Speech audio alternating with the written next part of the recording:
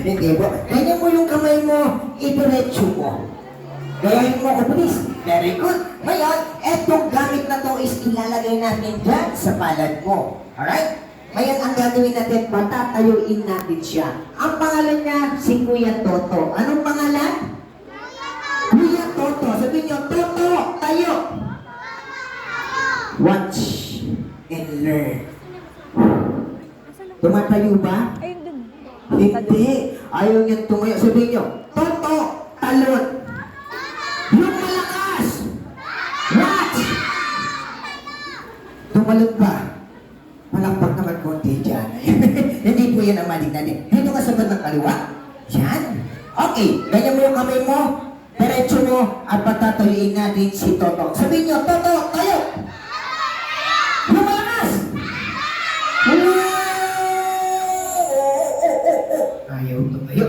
Sige, ako na lang ang magpapatayo, okay? Nakikita niyo yung kamay ko? May tali o wala? Wala. May tali ba meron? May tali o wala? Wala. Okay, sabihin niyo, Toto, tayo. Louder! Watch! Tumayo ba? Magaling ba ako? Hindi. Okay, palakpak muna tayo konti niya. Patatayuin natin si Toto sa harapan niyong lahat. Ganyan mo yung kamay mo, tapos patatayuin natin. Sabihin niyo, tayo. May malakas. Very good. Tumatayo, hindi. May magic, wala. Ayan, magaling ba si Kuya? Okay, pababain mo si Toto. Go! Very good. Ayan. Very good. Wow. Very good. Oh, patayuin mo ulit siya. 1, 2, 3, go!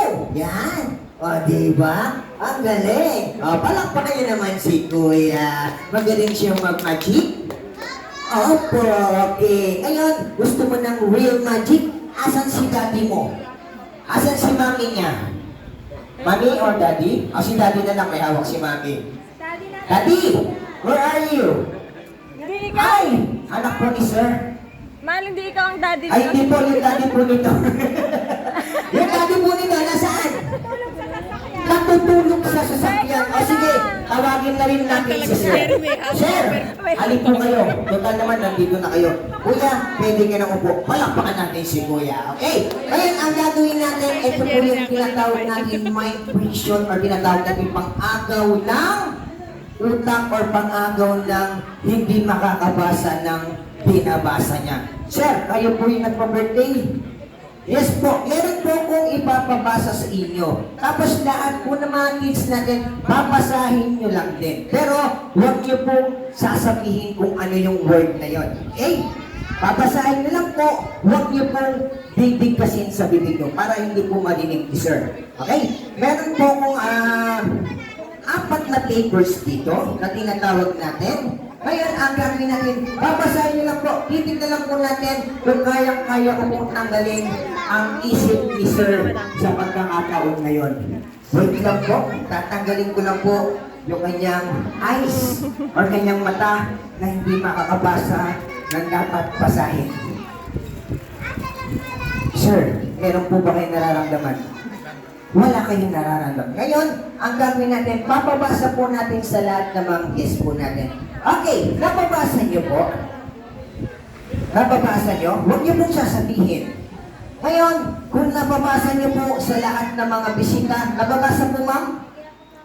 Napabasa po? Kayo sir, napabasa? Napabasa niyo mabuti. Ngayon, ipapabasa natin kay sir. Mic please. Asan na yung asing assistant? Asan na yung mic ko? Yan. Aha. Bilis para makita. Yan. Sir, nabasa po ng mga bisita natin, tinanggal ko lang po yung konting migration natin, panananggal ko lang po ng konti para mas maganda. Sir, pakibasa nga po kung ano po ang nababasa. Gamitin po natin yung mic.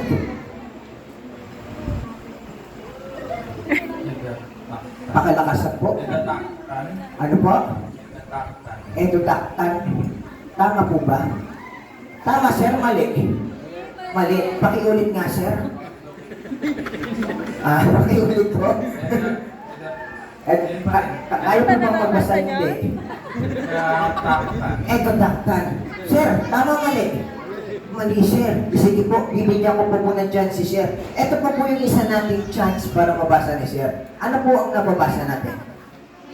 Ayan, nababasa niya po? Ayun po, dito po sa kabilang side. Sige sir, pakilakas po kung nababasa niyo. Ano po ang nababasa niyo? Apple sauce. Apple sauce. Pakilakas po para marinig. Apple sauce. Apple sauce. Pakibasa nga po. Tama po ba mali? Kayo po nababasa niyo? Tama, isa pa nga sir. Ano pa na ba? Anong nababa? Apple sauce. Sige po, last chance po natin para sa lahat ng mga bisita. Okay, eto po, nababasa niyo? Apo, sir, ma'am, kayo po, nababasa? Pakibasa nga, sir. Nababasa? Ulitin po natin, sir, kung ano nababasa. Pakilakas po sa mic. Sige po. Lapit po natin yung mic. Espriosi. Pakiulit nga po, nababasa? Sige, sir, palakas para marinig po nila. Espriosi. Espriosi. Tama, mali! Mali. O last chance para kay sir. Ito po yung pinakahuli nating magic. Nababasa. Nababasa po. Sir, last chance. Pakigamitan po ng mic. Matunakan ka. Lakas, sir. Matunan ka. Matunan ka. Paisilo nga po kung ano yung nababasa. Maintenance po. Sir, ibabalik ko na po ang inyong mind para po makabasa na po kayo sa ngalan ng Ama, ng Anak, ng Espiritu Santo. Kayo apo, bari apo, pera bati, pera uso. Ayan, palakpakan po natin si Sir. Maraming salamat po. Enjoy po. Thank you so much po. And now, let's start our